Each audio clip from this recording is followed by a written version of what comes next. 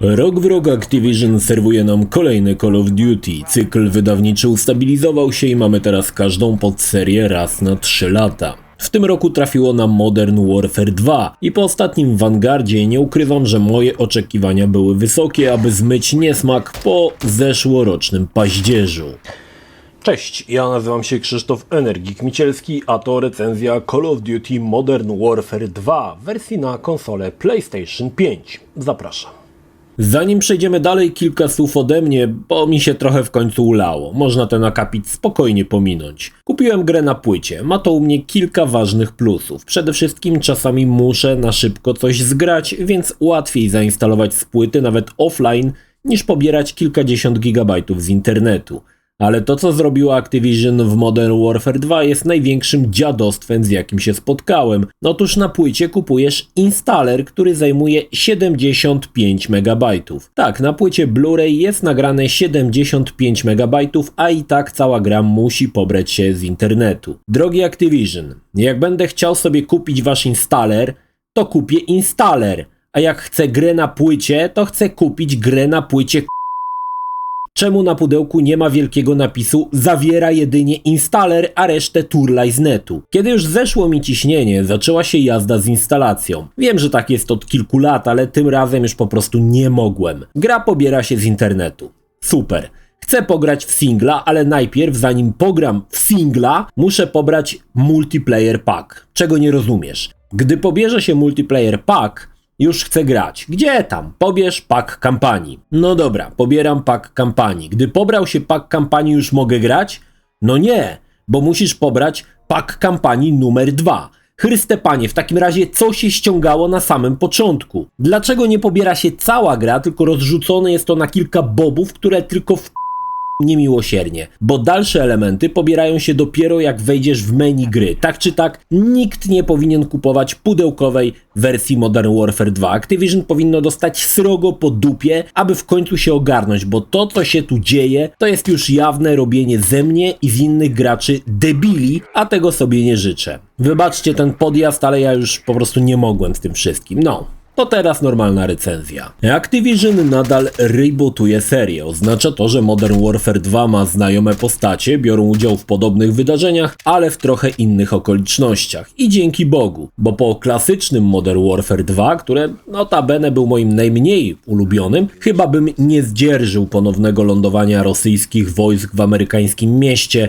szczególnie na tle dzisiejszych wydarzeń. Rosjanie pewnie by byli zrzucani w betonowych butach albo z cegłami w plecaku, ewentualnie na spadochronach z kartonu i dykty. Tym razem historia dotyczy skradzionych amerykańskich rakiet balistycznych, które przerzuca meksykański kartel dla jakiegoś tam wataszki z Bliskiego Wschodu. Kapitan Price, Gus, Ghost, Soap, jak i kilka nowych postaci ruszają w tournée po całym świecie, aby dowiedzieć się, gdzie te rakiety się znajdują. Powracają też inne znane postacie jak Farah czy Laswell. No tak, historia jak to zwykle bywa jest tak skonstruowana, aby był powód do odwiedzania coraz nowych miejscówek i jakoś się to razem spina. Nie to co w Vanguardzie, historie z dupy wyssane bez ładu i składu. Choć przyznam, że zaczyna źle się dziać też w Modern Warfare. Nie jest to singiel, który mnie jakoś wybitnie wciągnął. W porównaniu do pierwszej odsłony jest słabiej. Zmiany w reboocie są jak najbardziej w porządku, ale liczyłem na kilka znanych motywów, jak pierwsza misja w Zamieci Śnieżnej czy brazylijskie fawele. Widać, że serii zaczyna brakować już oddechu. Mamy tutaj recykling znanych pomysłów, czyli na przykład misja, gdzie siedzimy w samolocie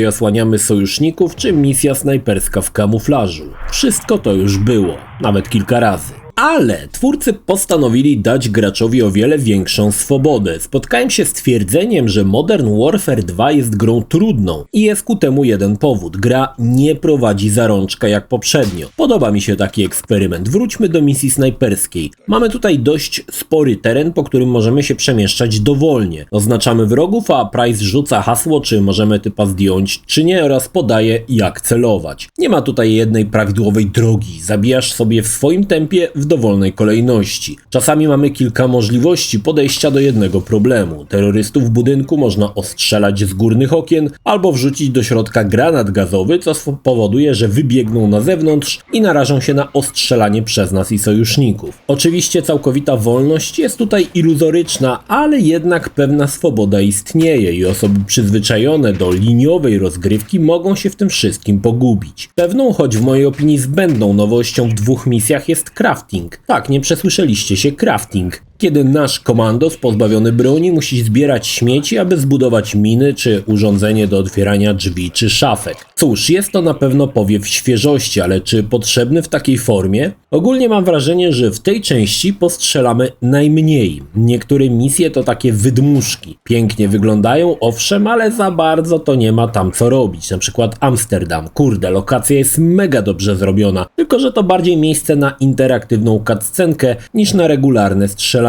Doszła też misja, w której kierujemy pojazdem i przeskakujemy do innych pojazdów. Zazwyczaj było to ograne skryptami, ale teraz sami decydujemy, gdzie i na co skakać. Całkiem ciekawa misja, w której odbijamy więźnia z najdłuższego konwoju świata. Nie zabrakło też misji skradankowej oraz takiej, w której będziemy prowadzić Ghosta przez lokacje używając kamer przemysłowych, co też nie jest nowe, bo podobna misja była w poprzednim Modern Warfare. Ogólnie kampania nadal trzyma wysoki poziom, ale nie tak wysoki jak wcześniejsza odsłona, chociaż takiego drewnianego Vanguarda to wciągano halem. Tak czy tak, singielek pękł w 7 godzin, co i tak jest całkiem niezłym wynikiem, bo Cold War trwał o 2 godziny krócej, choć długość raczej wynikała z tych otwartych mapek, gdzie kilka razy checkpoint zapisał się na tak zwanym death trapie i musiałem próbować po kilka razy, aż dopisało mi szczęście, aby się z tej pułapki wydostać. No ale, czy to recykling, czy nie, singiel jest suty, intensywny i daje sporo frajdy, choć nie sądzę, że podejdę do niego kolejny raz. Poprzedniego Modern Warfare kończyłem ze 4 razy, a tutaj jakoś nie bardzo czuję potrzebę, aby zagrać ponownie.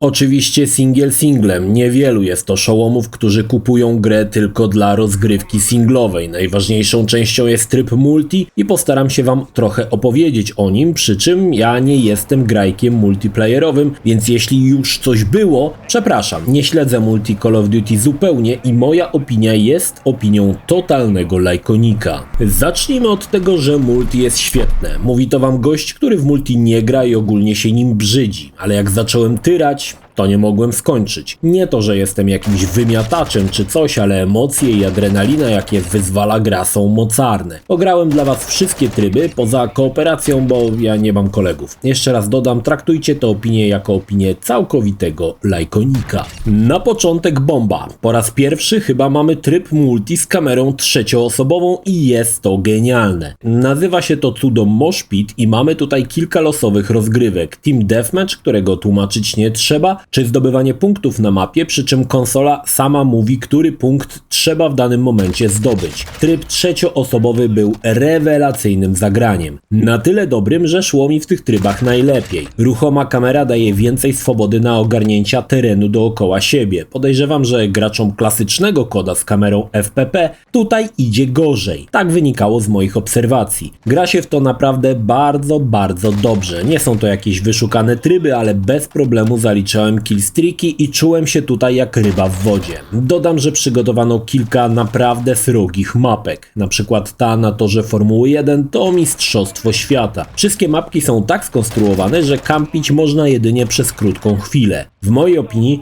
to najlepszy tryb, w którym spędziłem najwięcej czasu. Niby prosta rzecz, zmiana kamery, ale radocha w rozgrywce nagle podskoczyła pod sufit. Kolejnym trybem jest Prisoner Rescue i już klasyczny widok z oczu. Zasada jest prosta. Na mapie jest umieszczona trójka więźniów, których trzeba zabrać i ewakuować do punktu zrzutu. Patentem jest to, że w zasadzie mamy tylko jedno życie. Gramy 6 na 6. Jeśli padniesz, musisz poczekać, aż ktoś cię ocuci. Jeśli wszyscy zginą z danej drużyny, partię wygrywa drużyna żyjąca. Lub oczywiście ta, co wyniesie wszystkich więźniów. Rozgrywka jest ciekawa z kilku powodów. Nie ma tutaj dzieci z ADHD. Gracze są ostrożniejsi, bo w przypadku zaliczenia headshota możemy jedynie oglądać, jak grają inni i czekać, aż ktoś nas wskrzesi. Tutaj przydaje się znajomość mapki. Miałem sytuację, gdzie cały nasz oddział padł poza jednym gościem. Było 6 na 1, i typ samotnie wykosił wszystkich 5, zdążył wszystkich uratować i wyniósł więźniów. Przyznam, że oglądałem to jak zaczarowany, ale widać było, że znajomość mapy jest tutaj kluczowa. Bardzo fajny tryb na szybkie mecze, czasami całość może się zamknąć w 2 minutach. Ground War to duża, regularna bitwa z pojazdami. Dwie drużyny próbują podbić i utrzymać punkty na mapie. Niestety ten tryb podobał mi się najmniej, bo królował tutaj absolutny chaos, a strzała można było dostać dosłownie zewsząd. Po śmierci odradzamy się błyskawicznie albo w punkcie, albo na plecach ziomka, by za sekundę później znów polec. Mapy są ogromne i faktycznie można tymi pojazdami pośmigać. Ciekawie wypadły śmigłowce, które nie mogą strzelać i poruszają się potwornie wolno, ale mogą zrzucić desant 5 napalonych masakratorów na wrogi znacznik. W sumie spoko dla osób wolących duże bitwy. Mnie to niestety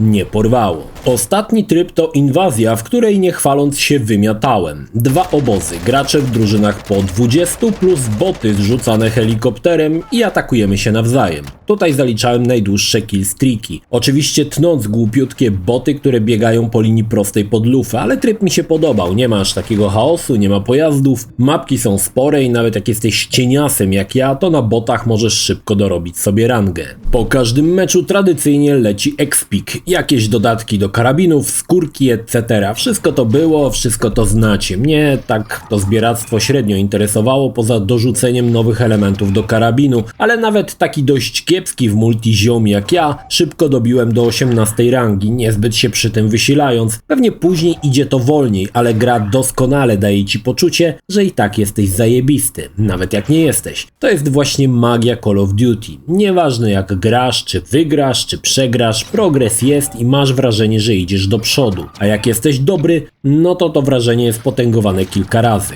Mnie fala własnej zajebistości także poniosła i dałem się omamić, ale to w sumie na tym polega. Call of Duty ma to doprowadzone do mistrzostwa. Multik na pewno lepszy od zeszłorocznego paździerza Vanguarda, choć tam było kilka ciekawych pomysłów, ale i tak łatwo zrozumieć, czemu gracze tak do niego lgną. Bo choć nie zmienia się zbyt wiele z części na część, to w zasadzie nie ma co za bardzo się zmieniać, bo wszystko działa tak jak powinno. Jeśli chodzi o prawę, to wiadomo, Call of Duty nigdy w tej materii nie zawodził. Lokacje wyglądają świetnie, wspomniany wcześniej Amsterdam to miazga. Wspomnę jeszcze o cutscenkach, które robi jedno z moim zdaniem najlepszych studiów CG, czyli Studio Blair, które też wykonało notabene odcinki do Miłość, śmierć ci roboty. Jak dla mnie Blair to najwyższa półka i z przyjemnością te cutscenki oglądałem. Również w kwestii dubbingu w grze można odpalić polski dubbing, ale ja jak zwykle zmieniłem język systemowy PlayStation, aby odpalić grę po angielsku.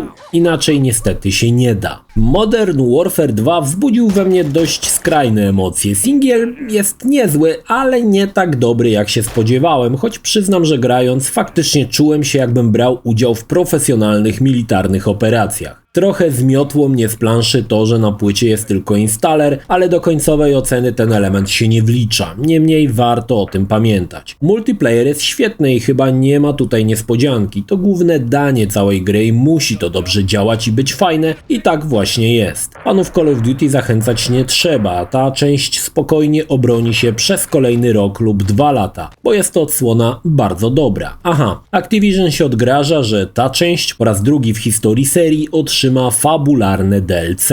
Możliwe, że w przyszłym roku nowy Call of Duty się nie pojawi, a będzie dojony ten w 2-letnim cyklu. Poczekamy, zobaczymy. Jeśli film Ci się podobał, zachęcam do subskrypcji lub wsparcia mojego kanału na portalu patronite.pl. Film o podobnej tematyce znajdziesz tutaj, natomiast z drugiej strony znajdziesz historię serii Call of Duty.